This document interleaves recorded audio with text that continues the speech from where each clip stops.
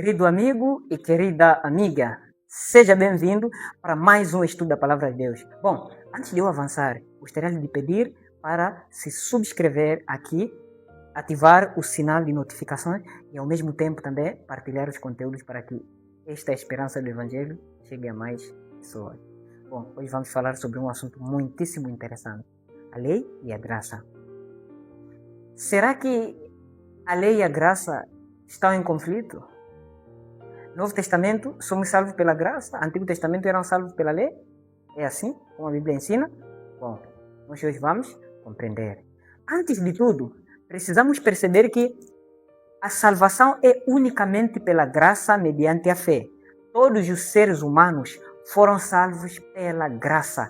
Graça o que é? É o dom gratuito de Deus quando nós aceitamos Cristo como o único Salvador pela fé. Nenhuma pessoa se salvou pelas obras. Nenhuma pessoa foi salva porque fez boas coisas, né? Então, a salvação sempre foi pela graça.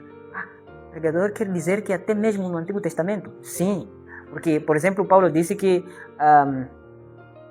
Abraão foi-lhe imputado pela justiça, né?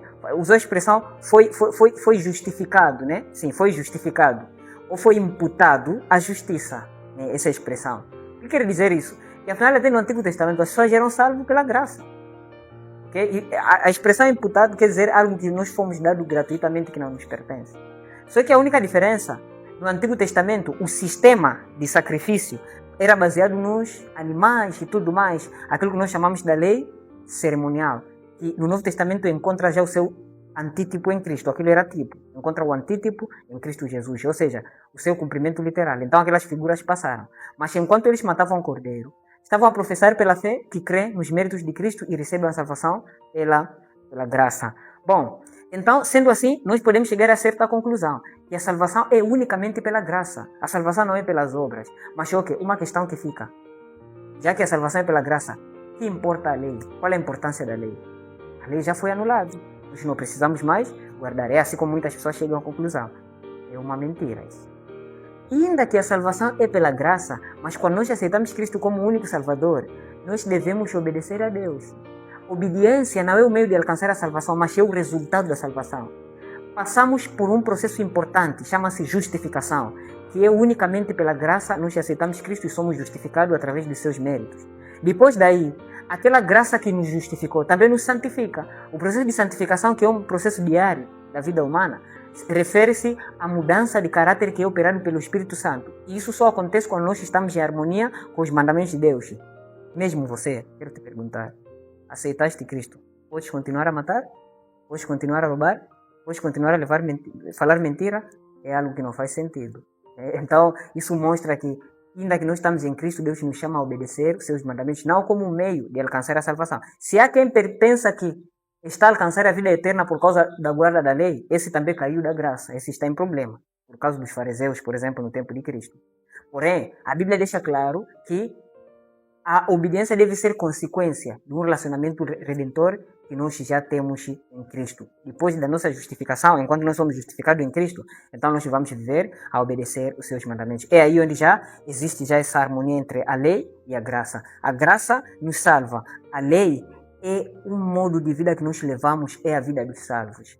Não somos salvos pela lei, mas quem foi salvo pela graça obedecerá à lei. É basicamente como funciona. Bom, Romanos 6, versículo 1 até 2 disse: que diremos, pois?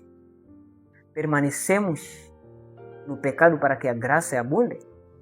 De modo nenhum. Nós que estamos mortos para o pecado, como é que ainda vamos viver nele? Então, o apóstolo aqui, que muitas das vezes é acusado o Paulo de ter ensinado que a lei já não funciona, ele afirma categoricamente: então vamos permanecer no pecado porque estamos na graça? Ele está dizendo de modo nenhum. Nós que já morremos para o pecado, como é que ainda vamos viver nele?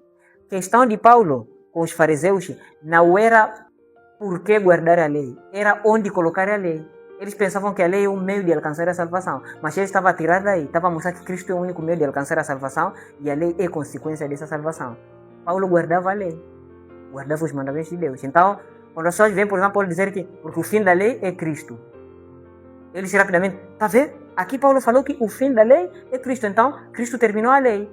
Bom, a expressão o fim da lei é Cristo em grego, telos nomon Christos, quer dizer, telos, A expressão telos quer dizer objetivo ou finalidade. Nomou, lei, Christos, Cristo. Quer dizer a finalidade da lei é Cristo. Não é o fim de terminar. Você sabe que existem dois fins. Fim de terminar e fim do objetivo ou finalidade. Ok? Então Paulo está a dizer que a finalidade da lei, o fim da lei é Cristo. E não o seu fim no sentido de abolir. Mas as pessoas rapidamente entendem ou pervertem as escrituras. Tanto é que Pedro deu uma alerta sobre isso. Disse que os escritos de Paulo são complicados.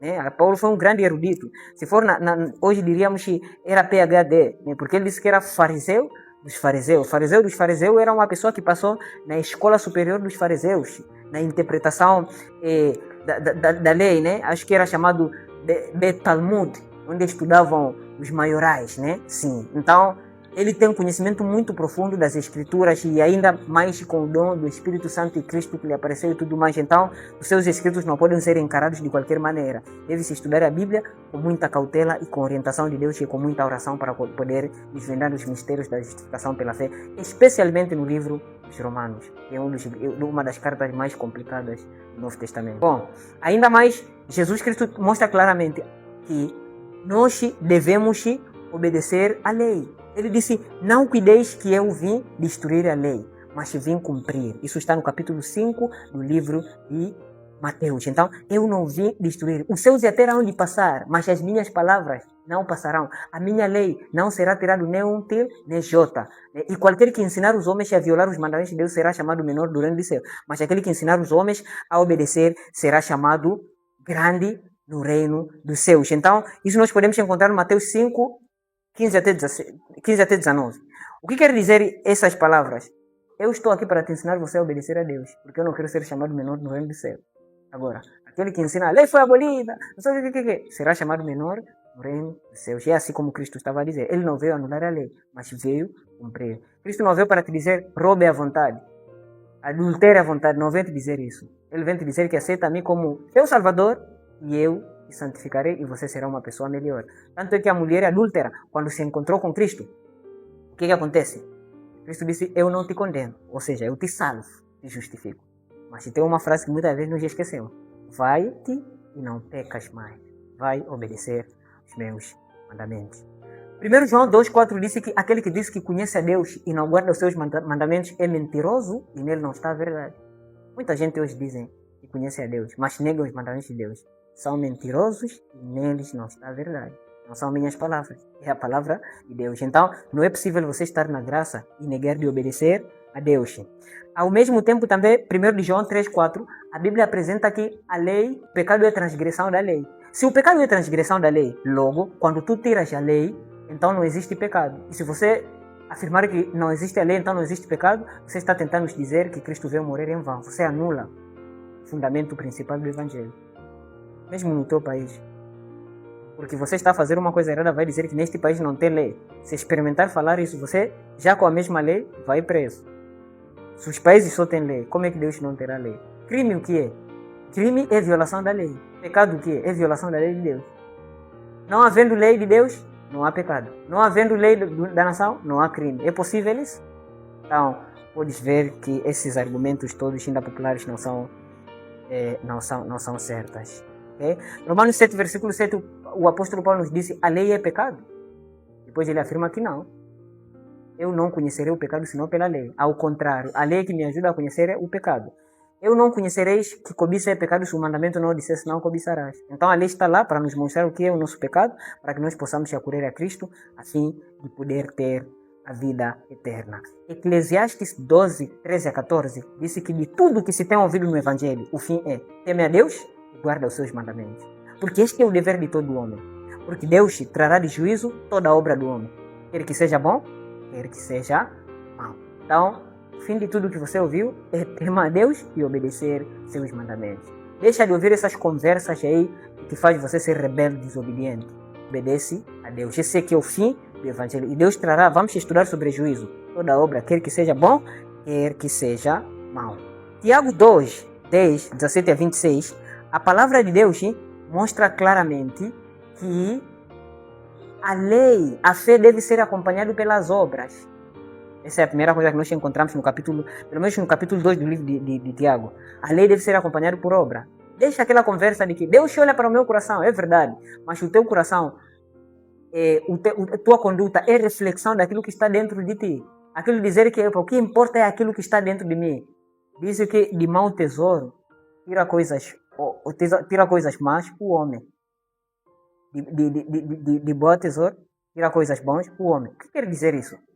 Você não tem como ser aquilo que você não é. O que você é isso que está dentro do seu coração. Então não há como separar o coração daquilo que nós experimentamos. Não é possível. Ok? Então, isso dizer que Deus olha para o meu coração, aquilo que você reflete por fora é o que você é. Então, a palavra de Deus deixa claro que fé sem obra é que nem um cadáver morto. Tiago 2, versículo 26 diz assim como o corpo sem vida, como é que é? É um cadáver. Assim também o homem que tem fé sem obra também é comparado ao cadáver. Não é possível você dizer que vive sem obedecer a Deus e que você tem Deus no coração. É impossível. Não tem nenhuma pessoa da Bíblia que viveu isso. O que você é isso mesmo. Então, o que é mais importante não é se defender. É procurar se encaixar pelo que é a vontade de Deus. Porque nem todo que me diz Senhor, Senhor, entrará no reino dos céus. Mas somente aquele que faz vontade do meu Pai, diz o Senhor Jesus Cristo. Muitos naquele dia hão de vir dizer, Senhor, não fizemos maravilha em teu nome, não fizemos isso, não fizemos aquilo. E eu lhes direi abertamente, nunca vos conheci. Apartai-vos de mim, vós que praticais a transgressão da lei. Então, não é tantas realizações que você faz que torna você melhor, mas é obediência a Deus e uma vida consagrada ligado ao Senhor Jesus Cristo, que é o bálsamo de Gileade. Então, você tem que perceber o que é que a palavra de Deus ensina. Então, no livro de Romanos 7, aqui na minha Bíblia, 7, versículo 12, diz que a lei é santa, o mandamento é santo, justo e bom. É o apóstolo Paulo que está a falar. Então, a lei de Deus é santa, o mandamento é santo, justo e bom. Então, quem tem problema é o homem pecador. Então, o que nós precisamos é, pela graça de Deus, obedecer os seus mandamentos. Então, a lei e a graça vão juntos. Só precisa ser colocado a lei no seu devido lugar, como consequência do relacionamento que temos em Cristo. Aliás, é o nascer novo. Bom, Apocalipse 14, versículo 12, vai ser o meu último texto. Explica como é que são o povo, como é que é o povo de Deus. Diz, aqui está a perseverança dos santos. Aqui estão os que guardam os mandamentos de Deus e têm a fé de Jesus. A fé de Jesus e os mandamentos de Deus. A graça e a lei vão juntos. É isso que você tem que saber. Então, nós ficamos por aqui e na próxima aula vamos estudar sobre a lei de Deus. Entramos já a conhecer quais são os mandamentos, os 10 mandamentos. Bom, querido amigo, querida amiga, eu te convido você para a próxima aula. Deus lhe abençoe.